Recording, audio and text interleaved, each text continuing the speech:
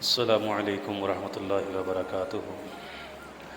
الحمد للہ رب العالمین والعاقبۃ للمتقین والصلاة والسلام علی سید الانبیاء والمرسلین، اما بعد فاعوذ باللہ السمیع العلیم من الشیطان الرجیم من ہمزہ ونفخہ ونفثہ۔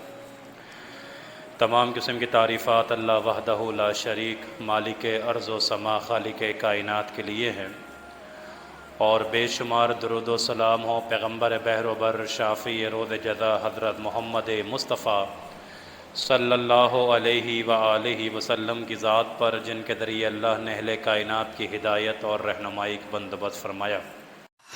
سورۃ النساء کے بعد آج سورۃ المائدہ کا آغاز انشاءاللہ کریں گے، اور سورۃ المائدہ کا مختصر سا تعارف یہ ہے کہ یہ مدنی سورت ہے، اور اس صورت میں اللہ رب العالمین نے بھرپور انداز سے، بھرپور طریقے سے توحید بیان کی ہے۔ ویسے تو قرآن کریم کا مکمل عنوان ہی توحید ہے، لیکن جب آپ اس صورت کی تلاوت کریں گے اور ترجمہ پڑھیں گے تو آپ کو معلوم ہوگا کہ اس صورت میں بھرپور انداز سے اللہ رب العالمین توحید بیان کر رہا ہے۔ اور سورۃ النساء کا آغاز یا ایھا الناس، اے لوگو، جمیع کائنات کے، ان الفاظ کے ساتھ ہوا تھا، اور سورۃ المائدہ کا جو آغاز اللہ رب العالمین فرماتا ہے وہ یا ایھا الذین آمنوا سے فرماتا ہے۔ اے ایمان والو، اوفوا بالعقود، اپنے عہد و پیمان کو پورا کیا کرو۔ جو وعدہ تم کرتے ہو اس وعدے کی خلاف ورزی نہیں کیا کرو، ان وعدوں کو پورا کیا کرو۔ اب ایک وعدہ تو وہ ہے جو ہم آپس میں کرتے ہیں، ایک دوسرے کے ساتھ عہد و پیمان کرتے ہیں، لین دین میں بھی، آنے جانے میں بھی، ملنے جلنے میں بھی، کہ میں وعدہ ہے میں اس تاریخ تک یہ کام کر دوں گا، یا میرا وعدہ ہے کہ میں اس تاریخ تک یہاں آ جاؤں گا یا آپ کا کام نمٹا دوں گا۔ ایک وعدہ یہ ہے، ایک وعدہ لین دین میں کرتے ہیں، اور ایک وعدہ وہ بھی ہے کہ جو ہم نے اپنے اللہ سے کیا تھا، اور وہ وعدہ کیا تھا کہ اللہ رب العالمین نے فرمایا تھا، سوال کیا تھا ہم سے عالم ارواح میں کہ الست بربکم، کیا میں تمہارا رب نہیں ہوں؟ کیا میں تمہارا پالن نہار نہیں ہوں؟ میں کیا تمہارے پالنے والا نہیں ہوں؟ تو ہم سب نے ہم سب نے کہا تھا بلا، کیوں نہیں اللہ، تو ہی ہمارا پالن نہار ہے، تو ہی ہمیں پالنے والا، پیدا کرنے والا ہے۔ تو ایک عہد ہم نے اللہ سے یہ کیا تھا، تو یقینی طور پہ پھر ہمیں اس عہد کی بھی پاسداری کرنی چاہیے، اور وہ عہد کیا کہلا رہا ہے؟ وہ عہد عقیدہ توحید ہے۔ کھانا اللہ کا، پینا اللہ کا، پہننا اللہ کا، بیماریوں سے شفا اللہ دینے والا، لیکن میں یہ سب کچھ حاصل کرنے کے بعد نعرہ یہ لگاؤں کہ میں تیرا ہی کھاواں اور تیرے ہی گیت گاواں یا رسول اللہ، تو بتائیے یہ عہد و پیمان خرابی ہے یا نہیں؟ یہ ہم عہد و پیمان سے روگردانی کر رہے ہیں کہ نہیں کر رہے؟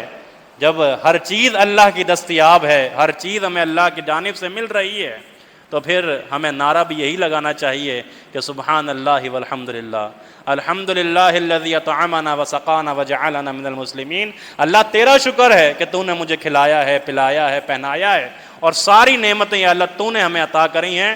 تو پھر ہمیں اگر کسی کے گیت گاوے ہیں تو وہ پھر ہمیں اللہ رب العالمین کے گانے چاہیے۔ تو پھر اللہ فرماتا ہے کہ اپنے عہد و پیمان کو ایمان والوں پورا کرو، وعدہ خلافی نہ کرو۔ اور ایک حدیث کا مفہوم یہ ہے کہ اگر کوئی شخص، ایک تو یہ ہے نا کہ کسی شخص نے کسی سے پیسے ادھار لے لیے، کوئی معاملہ کر لیا، اور پھر اس کے بعد سوچ یہ لیا کہ تاریخ جب آئے گی دیکھا جائے گا، کوئی اور باتیں گھما دیں گے، کسی اور طریقے سے اس کو ہینڈل کر لیں گے، یعنی وعدہ پورا کرنے کا ارادہ ہی نہیں ہے، تو اس کا وعدہ کبھی پورا ہو بھی نہیں سکتا، مکمل ہو بھی نہیں سکتا۔ نبی رحمت صلی اللہ علیہ وسلم نے فرمایا کہ جو شخص وعدہ کرتا ہے اور وعدے کی تکمیل کا ارادہ رکھتا ہے، وعدہ کرا اور وعدے کی تکمیل کا ارادہ کرا کہ میں لازمی اپنے وعدے کو مکمل کروں گا، تو اللہ رب العالمین اس کے لیے ایسے معاملات کو پیدا فرما دیتا ہے کہ وہ اپنے وعدوں کو بآسانی پورا کر لیتا ہے۔ لیکن اگر دل میں یہ کھٹکا ہو، چور دروازہ دل میں ہو، اور فراڈ کا دماغ بنا ہوا ہو کہ جب آئے گی تاریخ تو دیکھیں گے کس طرح سے گھمانا ہے، کس طرح سے ہینڈل کرنا ہے، تو پھر وہ وعدہ اپنا کبھی بھی پورا نہیں کر سکتا۔ اس لیے شروع میں ہی اللہ رب العالمین نے اس صورت کے فرما دیا، ایمان والو اپنے عہد و پیمان کو پورا کرو۔ وَعِلَّتْ لَكُمْ بَهِیمَةُ الْأَنْعَامِ، اور اللہ رب العالمین نے بہیمۃ الانعام تمہارے لیے حلال قرار دے دیے ہیں. الا ما یتلی علیکم، وہ کون سے بہیمۃ الانعام ہیں وہ تمہیں آگے بتا دیے جائیں گے، لیکن میں آپ کے سامنے چند باتیں ذکر کر کے بات کو آگے بڑھاتا ہوں. وہ بہیمۃ الانعام مویشی ہیں. مویشی گائیں، بھیڑ، دمبا، بکرا، اونٹ، یہ مویشی کے جو گھاس پھوس سے گزارا کر لیتے ہیں، چرتے ہیں. یاد رکھیے گا کہ مویشی اللہ رب العالمین نے ہمارے لیے حلال کیے ہیں، وحشی جانور حلال نہیں ہیں. جو درندے ہیں، جو خون اور جو گوشت نوچ نوچ کر چیر پھاڑ کر کھانے والے ہیں، وہ ہمارے لیے حلال نہیں ہیں. وحشی اللہ رب العالمین نے حلال نہیں کیے، بلکہ اللہ رب العالمین نے کون سے جانور حلال کیے ہیں؟ جن کو ہم مویشی کہتے ہیں. اور پھر آگے اللہ رب العالمین فرماتا ہے ہاں اگر تم جب حالت احرام میں ہو، یعنی جب تم حالت احرام میں ہو حج یا عمرے کے موقع پہ، تو اس وقت تمہارے لیے شکار حلال نہیں ہے، اس وقت تم نے یہ کام نہیں کرنے ہیں. اور پھر اگر تم یہ بولو کہ ایسا کیوں نہیں کرنا، تو اللہ کہتا ہے ان اللہ یحکم ما یرید، ہمارا جو جی چاہتا ہے ہم حکم دیتے ہیں، ہم اپنی مرضی کے مالک ہیں. یہ اللہ رب العالمین نے یہ حکم، اب تم پوچھو کیوں ہوا ایسا، تو ہمارا جو دل چاہتا ہے ہم نے وہ حکم دے دیا، تمہارا کام کیا ہے کہ تم اس پہ عمل کرو.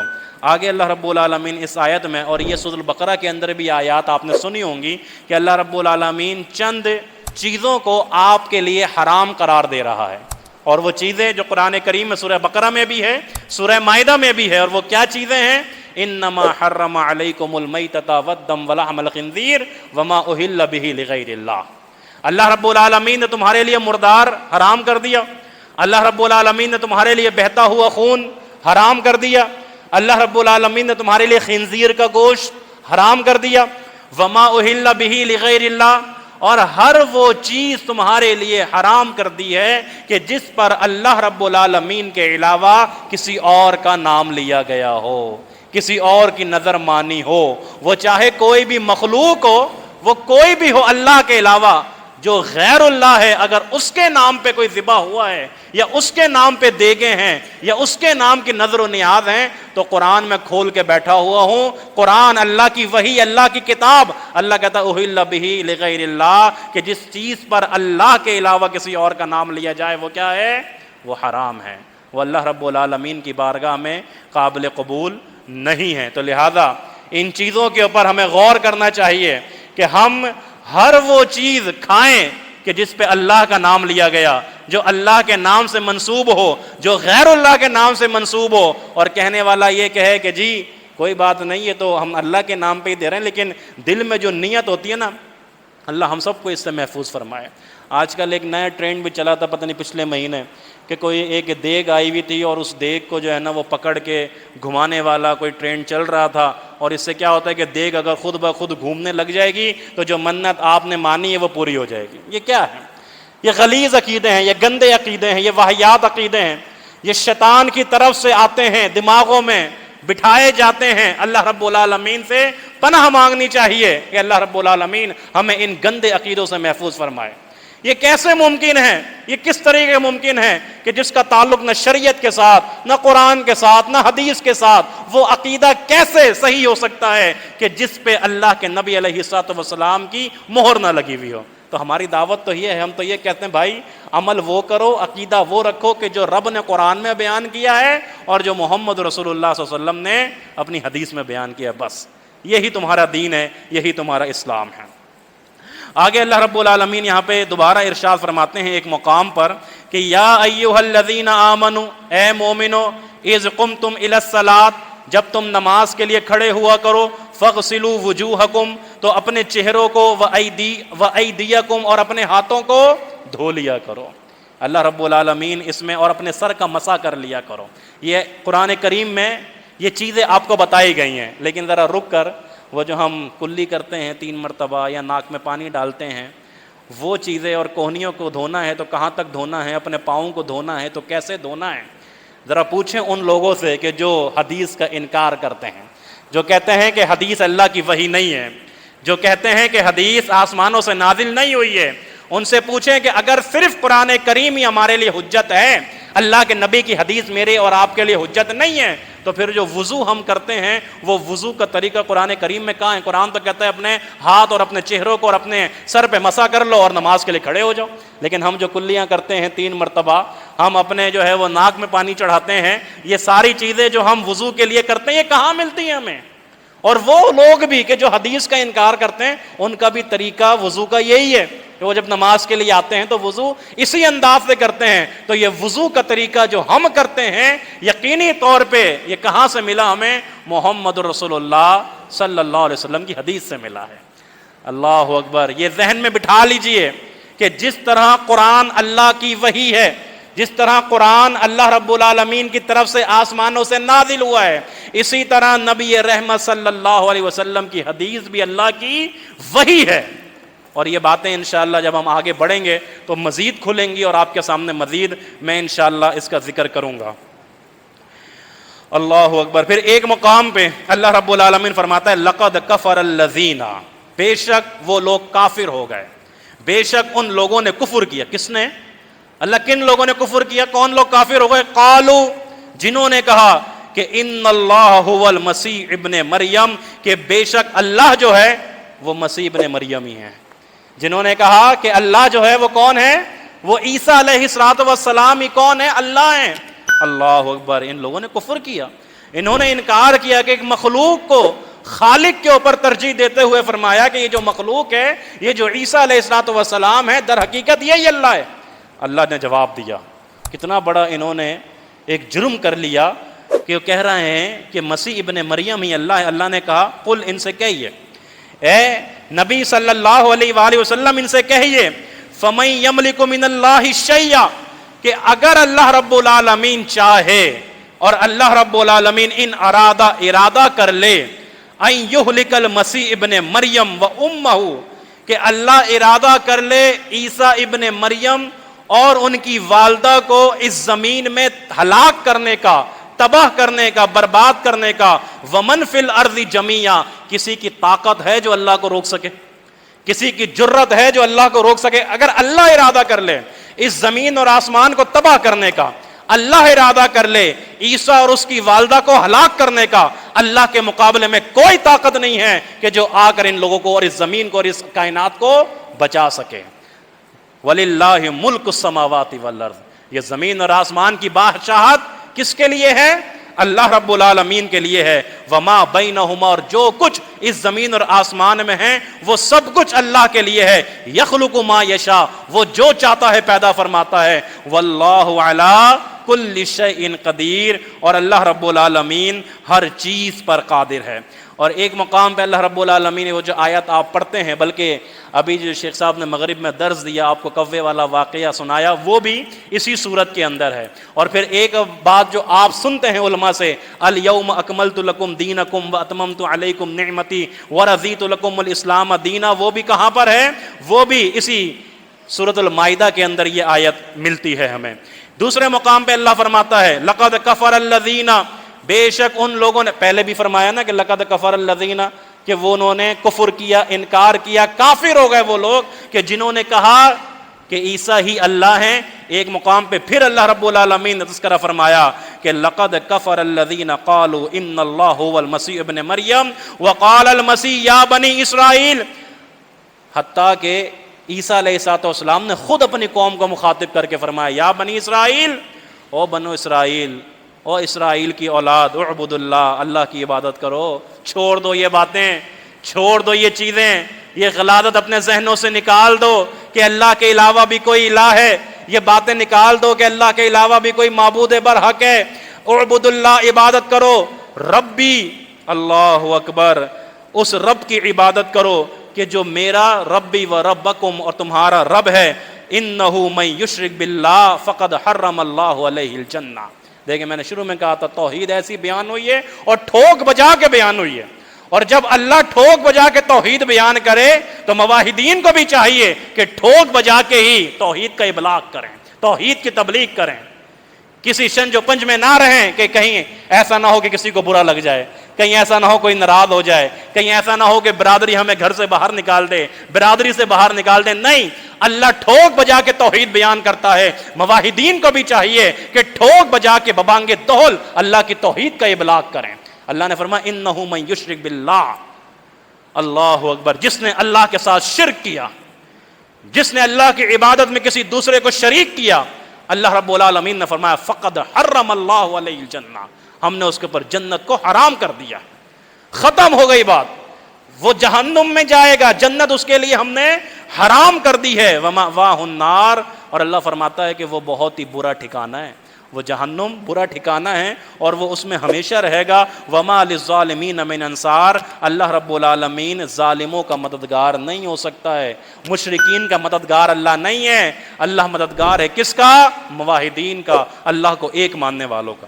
پھر اللہ رب العالمین نے آگے فرمایا لقد کفر الذین، تیسری مرتبہ آ گیا، لقد کفر الذین، بے شک وہ لوگ کافر ہو گئے، بے شک ان لوگوں نے کفر کیا، قالوا ان اللہ، جنہوں نے کہا بے شک اللہ ثالث ثلاثہ، تیسرے میں سے، تین میں سے تیسرا ہے۔ یہ بھی آپ کو پتا ہوگا نا ان کا عقیدہ، نصارہ کا تثلیث کا عقیدہ آپ نے سنا ہوگا کہ اللہ ہے، عیسیٰ علیہ السلام ہے، اور ایک گروہ نے کہا کہ تیسرا روح القدس ہے، اور کسی گروہ نے کہا کہ مریم جو ہے وہ معاذ اللہ کون ہے؟ وہ اللہ کی بیوی ہے۔ تیسرے میں سے اللہ رب العالمین تین میں سے تیسرا ہے۔ اللہ نے کہا جنہوں نے یہ کہا، جن کا عقیدہ یہ ہے، لقد کفر الذین، وہ کافر ہو گئے۔ کیوں؟ کیونکہ وما من الہ الا، اللہ رب العالمین کے علاوہ تو کوئی معبود برحق ہے ہی نہیں، اللہ رب العالمین کے علاوہ تو عبادت کا کوئی حقدار ہے ہی نہیں۔ اور اللہ رب العالمین اس کے بعد یہ فرماتے ہیں کہ یہ اتنے برے عقیدے رکھتے ہیں، لیکن اس کے باوجود، اللہ اکبر، اس کے باوجود اللہ فرماتا ہے افلا یتوبون الی اللہ ویستغفرون، لیکن اس کے باوجود انہوں نے استغفار نہیں کیا، اس کے باوجود انہوں نے اپنے غلطی کی معافی نہیں مانگی، اس کے باوجود یہ میرے سامنے نہیں جھکے۔ اس کا مطلب کیا ہے؟ اس کا مطلب یہ ہے کہ اس کے باوجود کہ انہوں نے شرک کیا، اگر یہ اللہ سے معافی مانگتے سچے دل سے، اگر یہ اللہ کے سامنے جھکتے صدقے دل سے، سچے دل سے، تو اللہ رب العالمین ان کو معاف کر دیتا۔ اللہ اکبر، لیکن کیا اللہ کہتا ہے نہیں جھکے، نہیں انہوں نے معافی مانگی۔ واللہ غفور الرحیم، اللہ تو بخشنے والا ہے، اللہ تو رحم کرنے والا ہے۔ اور پھر ایک مقام پہ اسی سے آگے آیت میں اللہ رب العالمین نے ایک دلیل دی کہ تم کہتے ہو کہ یہ عیسیٰ جو ہیں وہ اللہ ہے، معاذ اللہ، اور تم نہ جانے کیا کیا غلیظ واہیات عقیدے رکھتے ہو، ذرا یہ تو دیکھو کانا یاکلان الطعام، کہ یہ عیسیٰ اور اس کی ماں تمہیں کھانا کھاتے ہوئے نظر نہیں آتے، تمہیں کھانا کھاتے ہوئے نظر نہیں آتے۔ اگر تو یہ معاذ اللہ الہ ہوتے، معبود ہوتے، تو ان کو کھانے کی ضرورت ہوتی، انہیں کھانے کی حاجت ہوتی؟ نہیں ہوتی ان کو کھانے کی حاجت۔ اللہ کو ہے حاجت کھانے کی؟ اللہ کو بھوک اور پیاس کی حاجت ہے؟ اللہ کو کسی اور دنیاوی شے کی جسے ہمیں ضرورت ہے اللہ کو ہے؟ نہیں ہے۔ تو یہ تم دیکھتے نہیں ہو کہ یہ عیسیٰ اور اس کی ماں کھانا کھاتے ہیں، اس کے باوجود تم کہتے ہو انظر کیفا، اللہ اکبر، اللہ رب العالمین فرماتا ہے تو دیکھو تو صحیح، ذرا غور تو کرو، تدبر تو کرو۔ اللہ رب العالمین ہی ہے کہ جس کو نہ بھوک ہے، نہ پیاس ہے، نہ کوئی حاجت ہے، نہ کوئی ضرورت ہے۔ یہ بھوک، پیاس، حاجات، ضروریات، مناجات، یہ ساری کی ساری چیزیں مخلوقات کے لیے ہیں، خالق کے لیے نہیں ہیں۔ اللہ کے بندو غور کرو، تم جن کو معبود بناتے ہو، تم جن کو پکارتے ہو، جن کے سامنے تم روتے ہو، جن کے سامنے تم اپنی حاجات کو رکھتے ہو، وہ تمہاری حاجات کو پورا کرنے پہ قادر نہیں ہو سکتے۔